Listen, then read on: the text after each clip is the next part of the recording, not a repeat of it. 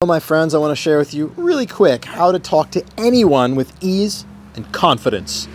And I mean anyone, even somebody who has a very small head, like me in this wide angle video. Is that better? Look, I did a TED talk on this like 10 years ago because I was sharing this concept when I was living in London. I live in Santa Monica, LA now. And somebody was like, dude, that's a great idea. Can you share that at this TED talk? So I did it. It was a TEDx talk. And it's this simple. It's kind of like a hack, really. It's a hack to make it super easy to talk to anyone with confidence and ease. You don't even need to believe in yourself anymore. You don't even need to think anything greater about yourself to instantly have ease and confidence. I did this with so many guys in London when I first got started in my work like 10 years ago on human relationship and connection. And I was helping guys in London go from petrified to talking to women totally at ease and confident with this simple insight and twist. And it sounds so cheesy to be like, just this one insight and then everybody was free, but it's fucking true. There's probably a link somewhere below to my TEDx talk. You can check that out too. But this is the shorter version of it. Before I tell you about it, I want to tell you also that if you find this interesting, you should subscribe to my channel because I've been doing these videos for 10 years. There's hundreds of them and I'm still doing new ones all the time. My philosophy is new and nuanced and unique, and I say this to you because that's what people say to me, so I'm just passing the message on. It's something fresh. It's my own perspective. I don't regurgitate stuff. I speak what I know from my experience.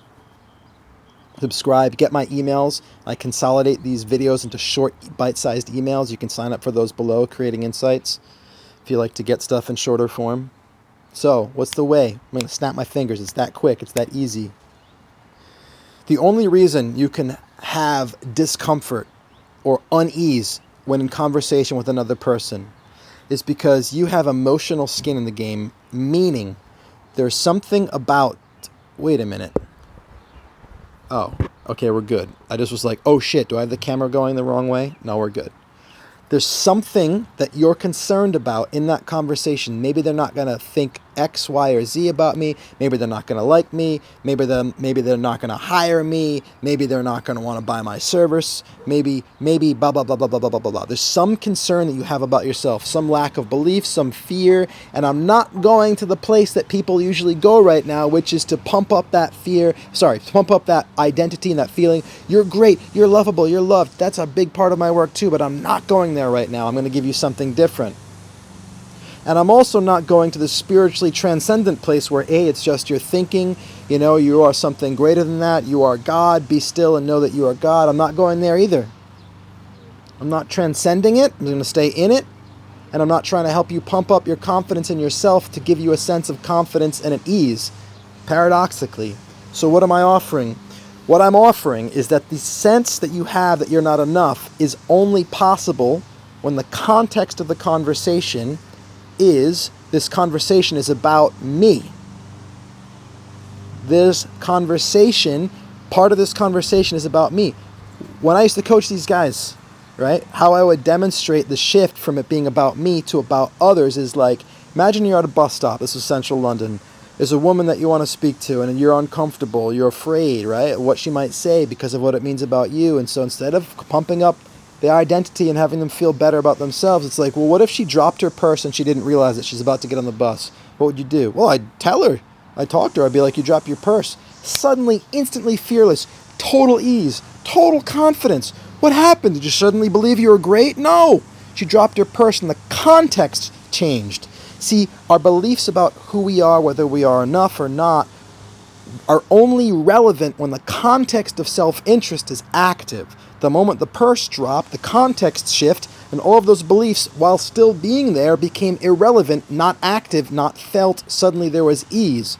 So the hack is to change the context to make the content of who we think we are not relevant so that we can actually be at ease.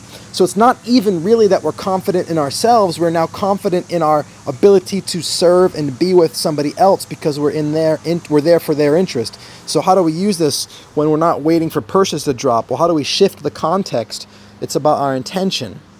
If you actually decide in this conversation, what if in this conversation I'm going to be in this conversation only for the sake of the other person, Maybe it's a sales conversation. Maybe I'm going to be here. You know what? Am I willing? How do we create an intention?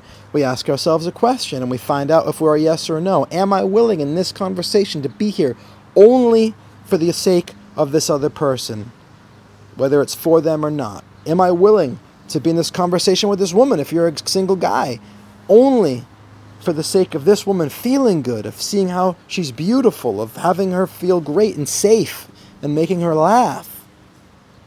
Am I willing to, or for a woman with a guy, am I willing to be in this conversation only to help this guy feel great? Or a woman with a woman, or a man with a man? Am I willing to be in this? When I used to do public speaking, sometimes I get into a moment of nervousness. It's like, oh man, what do they think about me? Looking at hundreds of people, what do they think about me?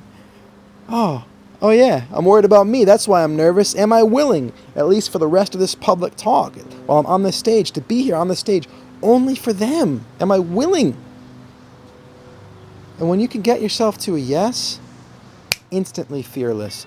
You cannot feel fear or discomfort or dis-ease when you're completely and 100% committed to another person and there for another person. It's impossible to feel fear or anxiety for another.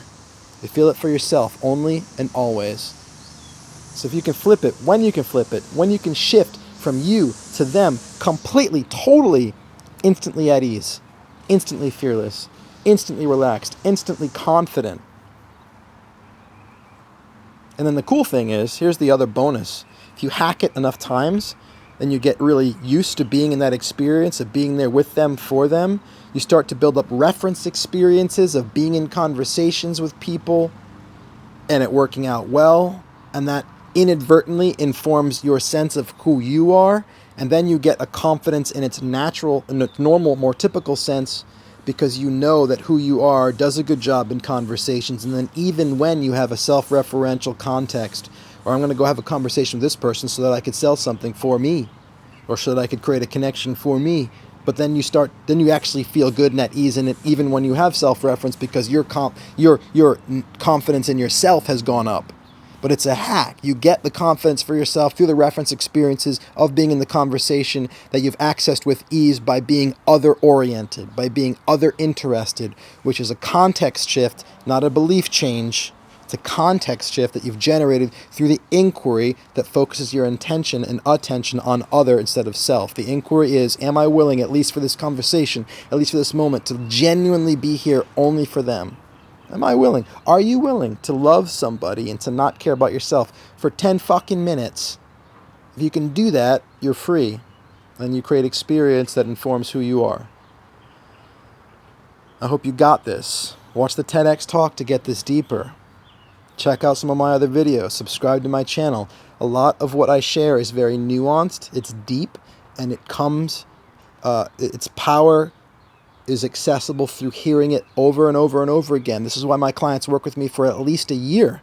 2 hours every week for at least a year. And then it's like, holy fuck, the lights turn on more and more brightly over time. You can get a certain amount of it through watching my videos. I have people that have studied my videos for years, and it's changed their life. It will liberate you. Anyway, I'm not trying to pitch you to buy anything or to do anything. I'm just making sure that you understand that what I'm offering you is a new way of seeing and being that will actually set you free in a way that you can't even imagine right now. And I say that from having it reflected back to me. People telling me the amount of freedom that I have, the love in my life. I couldn't even imagine that when I first met you, when we first started this conversation. So anyway, if you're new here, I hope that you stick around for both of our sake, because I look forward to meeting you and what your being in my life will create for me. Thank you so much. I love you. I'll talk to you soon. Bye.